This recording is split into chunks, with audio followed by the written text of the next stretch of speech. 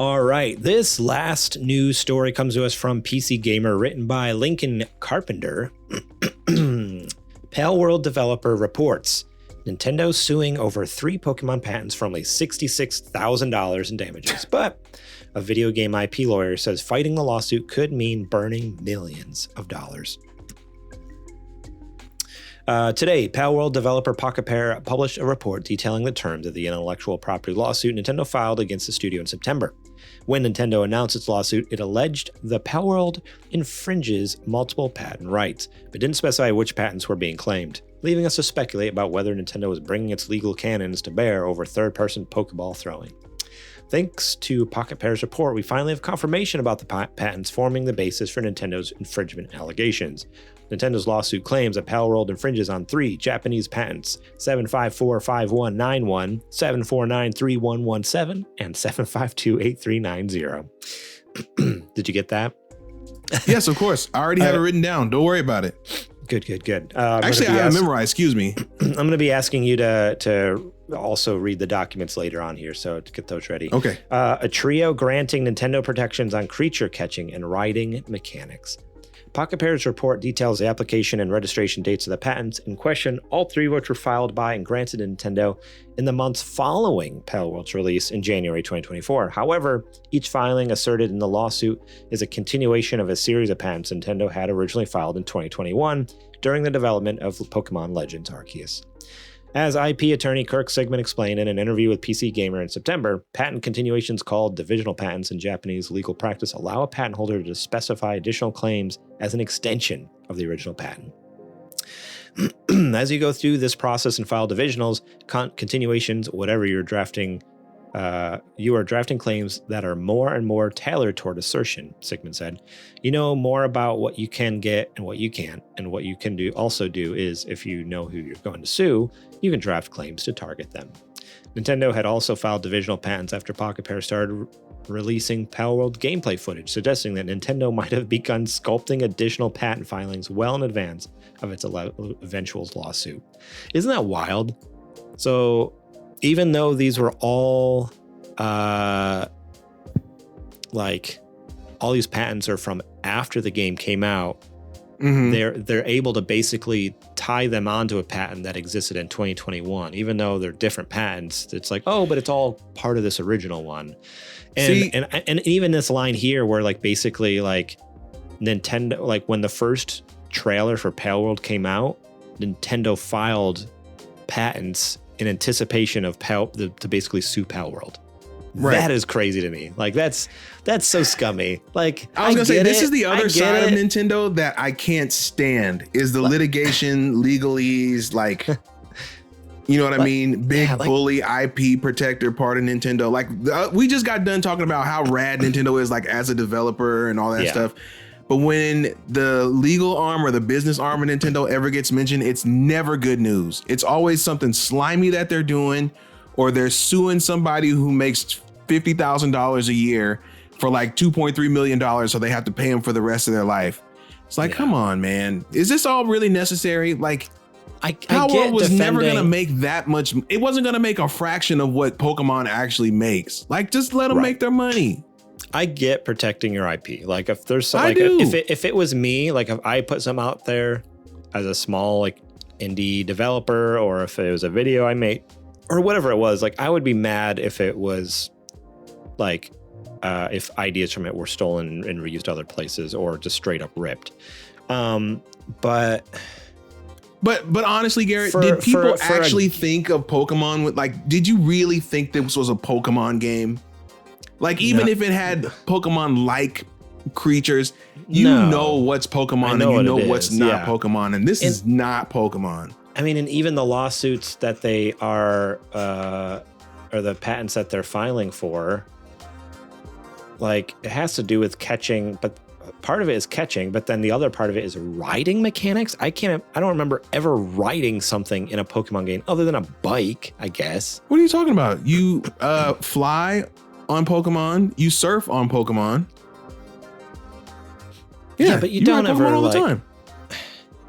And in Sun and Moon, you ride on Pokemon's back to get through the rocky areas. You ride on Pokemon a lot. I guess so, but I guess okay. My experience, you guys all know, I haven't played past Ruby. Like that's the one I play. I played. Okay, so that makes sense why you wouldn't. I played Red and Yellow, Silver and Crystal, and then Ruby. And I was at Ruby. I never really played that like anything beyond that. And so for me, riding on a Pokemon, like you're right, it did happen, but it was either like a quick like video, like 2-second picture that flashed up that basically like, right, oh, that you're shows flying you were now. riding. Yeah. Or if you were like doing surf, it's like a 2D pixel sprite. Like it's not compared to like, it's nothing 3D. So for me, it just seemed but bizarre. It's enough for Nintendo to be able to point and say, no, see, we did that first. But that's what I'm get like, I haven't played more modern Pokemon games that do incorporate riding mechanics. So I'll take that. I'm wrong on that because there are riding mechanics. I just, never thought of it like that because of my Pokemon experiences so long ago. But yeah, I don't know. Okay, so I didn't even get to like the headline here. So basically, Pocket Pair also reports that Nintendo is seeking an injunction against Palworld, which would halt sales of the game until infringing mechanics are removed. Considering that the patents Nintendo is asserting seem to cover some of the Palworld's basic mechanics, removing and replacing them seems like it would take a lot of work. Additionally, Nintendo is seeking a combined 5 million yen, which is about $33,000, plus late payment damages, each for both itself and the Pokemon Company. So that's why it comes out to $66,000. Scummy. Nintendo and Pokemon both. They didn't actually infringe on our patents, but we're going to try to figure out any kind of way we can to stop them from being able to sell this game. Scummy. It is. As soon as I read that, though, as soon as I read like the $66,000 that they're going to owe, I'm like, I thought two things. The first thing is like, that's it. Like Nintendo, but that makes more sense. I was like, why would Nintendo pursue this for $66,000? But it's to lock it down. It's not about that. Yeah. It's about locking it down and making a point. But then the second thing I thought of is like, remember quite a few months ago, there was an article like after Palworld came out about how, well, they have the quote here. Or no, they don't have the quote here. There was one time like the developers basically came out and was like, we're making so much money, we don't know what to do with it all. Well, here you go. Here's something to do with it. Here you go, dummy. You should have kept your mouth shut.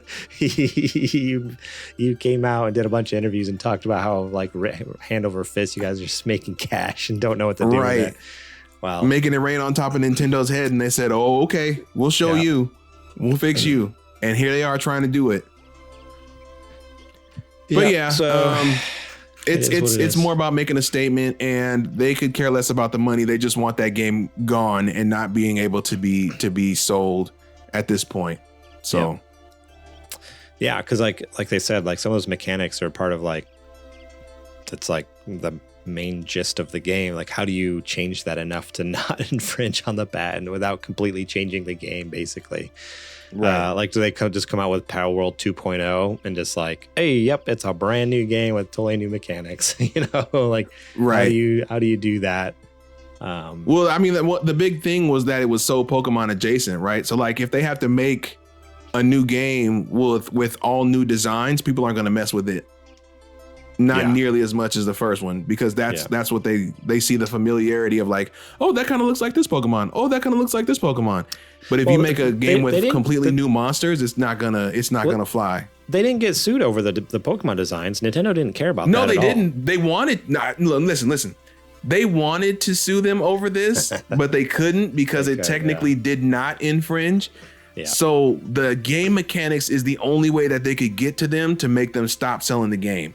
They didn't really want to sue them over game mechanics, but that's all they had to be able to try to figure out a way to get them to stop selling that game. Yeah. That's really, realistically, them taking their designs and them taking like the captures and all that.